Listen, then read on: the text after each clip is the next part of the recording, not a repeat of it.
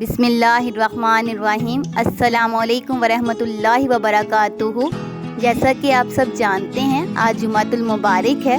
अल्लाह रब्बुल इज़्ज़त हमें जुमा की तमाम बरकतें अता फरमाए। आप जानते हैं ना, जुमा का दिन तमाम दिनों का सरदार है। अल्लाह पाक हमारे तमाम गुनाहों को माफ़ फरमा दे और हमारी तमाम दुआओं को कबूल व मंजूर फरमाए, आमीन। रसूलुल्लाह सल्लल्लाहु अलैहि वसल्लम का फरमान है, जुमा का दिन तमाम दिनों का सरदार है और अल्लाह के नज़दीक सबसे बड़ा है, और अल्लाह के नज़दीक ईद उल अज़हा और ईद उल फितर से बड़ा है। इसमें 5 खसलतें हैं। अल्लाह ताला ने उसी दिन हज़रत आदम अलैहिस्सलाम को पैदा किया। किस दिन? यानी जुमा के दिन। इसी में ज़मीन पर उन्हें उतारा, इसी में उन्हें वफ़ात दी। अब किन? हज़रत आदम अलैहिस्सलाम को।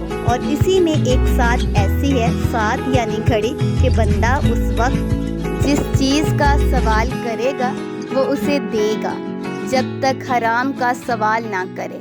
और इसी दिन में क़यामत कायम होगी। कोई फरिश्ता, आसमान और ज़मीन, हवा और पहाड़ और दरिया ऐसा नहीं कि जुमा के दिन से डरता ना हो। तो जुमा के दिन ज़्यादा से ज़्यादा दुआएं करें।